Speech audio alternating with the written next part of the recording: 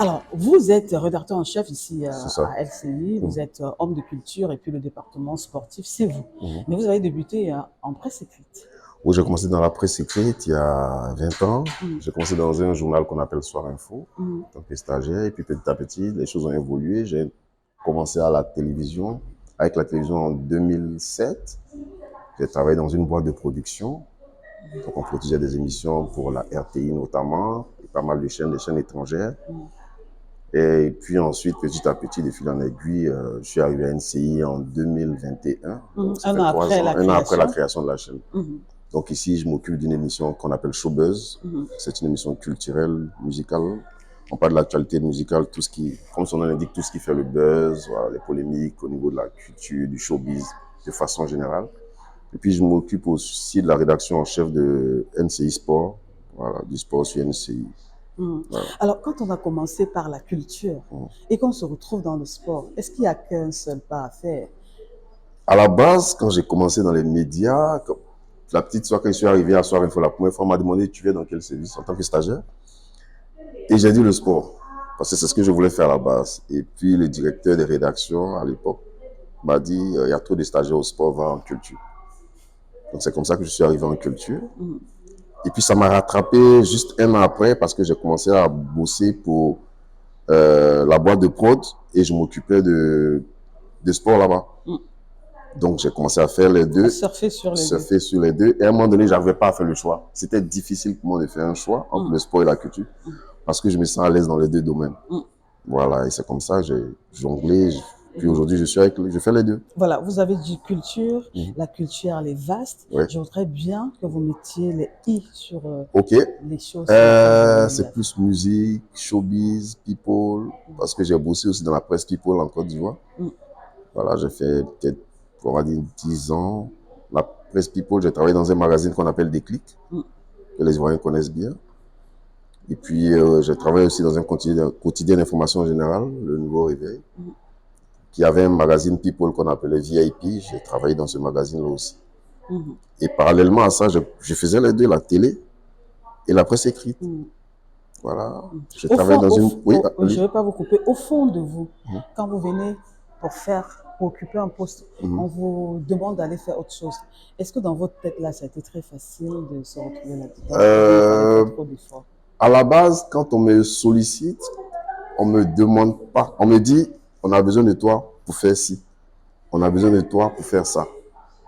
Par exemple, ici, on m'appelle, on me dit, on a besoin de quelqu'un pour piloter une émission qui va s'appeler Showbuzz. Donc, une émission qui va parler de culture, de musique, de cinéma, d'art, mais en grande partie de musique et tout ce qui est people. Donc, on a pensé à toi puisque tu as bossé dans un magazine people et que tu fais aussi de la télé, tu connais la télévision. Oui. C'est comme ça, c'est ce qu'on me dit et je viens. Oui. Est-ce qu'au fond de vous, maintenant, vous êtes la personne qui pilote ça?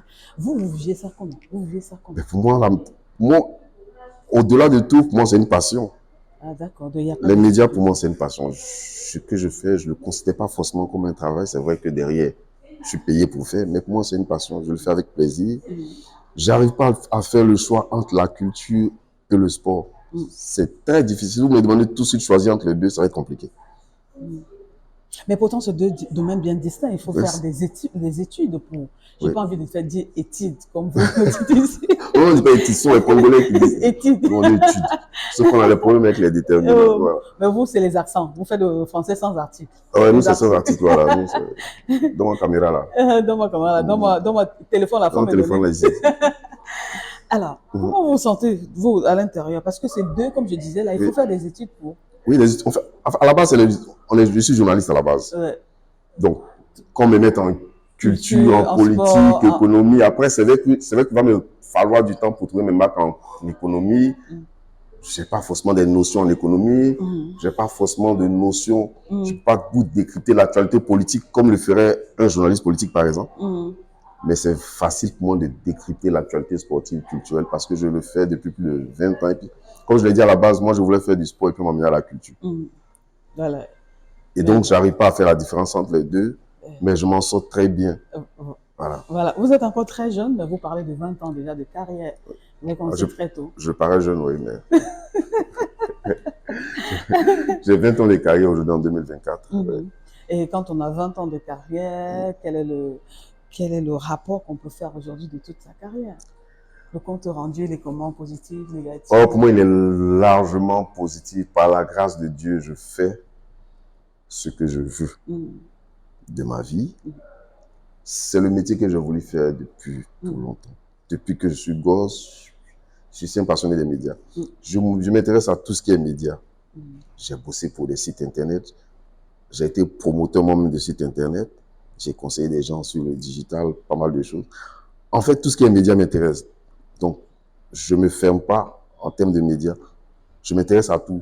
Le digital, la télévision, tout ce qu'on appelle nouveaux médias, réseaux sociaux, ça m'intéresse. Et là, vous êtes comme ma vie, en fait, poisson dans l'eau. Ouais, je suis comme alors, un votre poisson. bilan, selon vous, il est très positif et on aime bien ça. Largement. Maintenant, on va parler du sport. C'est ça qui nous amène ici en Côte d'Ivoire avec Equinox Télévision, la chaine du continent qui est venue voir les voisins, le cousin. La chaîne du continent qui est venue voir la planète. La chaîne de la planète, comme vous le dites. Oui, c'est ça. Alors, on parle de sport, c'est ça qui nous a réunis ici.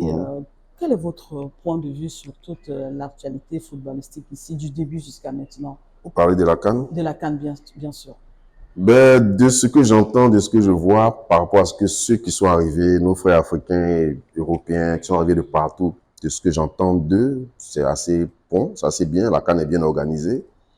La CAN de l'hospitalité a, je veux dire, tenu toutes ses promesses en termes d'engouement, en termes d'émotion sur le plan sportif, les résultats et tout, les rebondissements qu'on a vus dans les matchs. Et puis, en termes d'accueil, je le dis souvent à certains collègues, pour une fois, on parle de sport sur le terrain, mais on ne parle pas d'hébergement, on ne parle pas de mauvaise qualité de pelouse, on ne parle pas de jeux insipides, non, on parle de football. Voilà, donc on parle de la CAN de toutes les surprises. On a vu justement la Côte d'Ivoire. Il y a un sélectionneur qui a dit c'est la CAN du travail, pas des surprises. Ah bon, ça c'est le sélectionneur qui a dit. Il y a d'autres qui parlent de la CAN, des surprises. Chacun dit des choses comme ils sont. Alors vous, en tant que, avec la casquette justement du journaliste sportif, la prestation de la Côte d'Ivoire, on a eu à voir la Côte d'Ivoire encaisser 4 buts, tout le monde était désespéré, vous êtes des revenants, vous êtes des ressuscités, on a dit plein de choses. Quelle lecture avez-vous fait du parcours de la Côte d'Ivoire jusqu'à maintenant? Alors, c'est un parcours inattendu à tout point de vue. Quand on démarre cette CAN, on se dit, bon, minimum, dernier carré. Avec les joueurs qu'on a, les talents qu'on a, c'est minimum dernier carré. Et puis, on démarre par une victoire, ça se passe bien, on est content. On tombe face au Nigeria, on commence à se remettre un peu en cause. Et puis on prend une gifle, une grosse claque contre la Guinée équatoriale. On se dit là, ben on est en train de passer à côté de notre CAN. On ne va pas l'organiser pour les autres quand même. Il faut se réveiller. Mais sauf qu'il est un peu tard. À ce moment-là, on se dit qu'il est un peu tard parce que sur le terrain, on n'a pas fait ce qu'il fallait pour se qualifier. Donc on compte sur un coup du destin. Et puis là, ça vient du Maroc qui bat son adversaire et puis nous voilà en 8e. Et puis, avec tout ce qu'on a connu, on apprend que la Fédération ivoirienne de football contacte Hervé Renard pour qu'il vienne pour juste une pige pour les 8e. Alors qu'on vient, un communiqué sort le matin, le lendemain du 22 janvier, qui nous dit que Emes Fayet l'a joint, donc on ne comprend rien. On va où là? C'est soit c'est Emes, c'est soit c'est Renard, mais Renard est sous contrat avec la Fédération française de football. C'est compliqué tout ça, ben on ne s'en sort pas. Et puis finalement, le soir, on apprend que Renard ne viendra plus et que c'est Emes qui va diriger la sélection. On s'est dit, bon, on ne savait pas où on en était avec les éléphants, sur le plan tactique, technique. Et puis on retourne aux éléphants. On se dit, mais si on passe à côté de quelque chose, c'est pas possible. Et puis il y a ce but-là, égalisateur qui vient, et puis les tirs au but. Et puis on en est là. Voilà. Le match suivant, on subit encore, mais là, on passe à côté du scénario catastrophe. On se dit quand même, le Mali qu'on a toujours battu, c'est pas le Mali qui va nous sortir de cette compétition, c'est pas possible. Et puis tout commence mal, l'expulsion, on encaisse un but, on subit encore, et puis dans les dernières minutes du temps réglementaire, on égalise, dans les dernières minutes des prolongations, on marque un deuxième but. En ce moment-là, on se dit, il ne peut plus rien nous arriver. Un mort ne meurt pas 2 fois, un revenant ne peut pas l'effrayer. C'est lui qui effraie les autres. Vous venez de quelle région de la... Moi, je suis du sud de la Côte Du d'Ivoire. sud de la Côte Oui. d'Ivoire. Et c'est quoi votre plat préféré là-bas? Moi, mon plat préféré, est-ce que j'ai un plat préféré, moi? Mm. J'aime bien manger le riz. Mhm. L'accompagnement, peu importe. Sauce claire, sauce graine. Sauce, non, sauce graine, ça, je suis pas bêté. Non, mais du riz et puis j'aime beaucoup les grillades. Mhm. Oui. Ok, on dit que les hommes des médias comme vous sont des friands de femmes. Ah ouais? C'est ce qu'on dit, hein. Est-ce que c'est le cas pour vous? C'est pas mon cas parce que je suis marié, là. Ah, vous êtes marié. J'aime beaucoup ma femme. Mhm. Ouais. C'est la bouche qui le dit ou Non, bien non, non, le c'est cœur? le cœur qui parle. Mhm.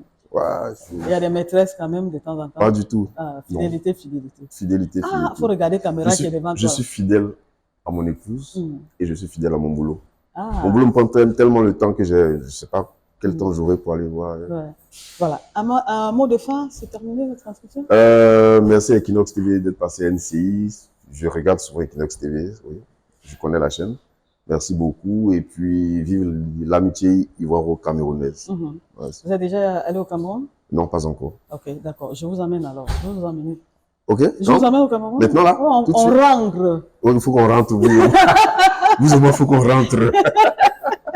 Voilà, mesdames, messieurs, merci de nous avoir suivis. On va dire merci justement à monsieur Nyaba. Oui. Mais c'est un nom qui ressemble au nom des Camerounais aussi. J'ai appris qu'il y a des Nyaba au Cameroun. Oui, il y a des Nyaba au Cameroun. Ils sont nombreux. Ils sont de quelle région du Cameroun? Le centre. Le centre. Ah, Ouais. c'est les Nyaba Ouais. au sud, Mhm. un peu au sud-ouest, au centre-ouest, pardon. Ouais. Au centre-ouest, il y a les Nyaba aussi. Voilà. Donc, notre entretien ce matin est terminé, mesdames et messieurs. On vous dit merci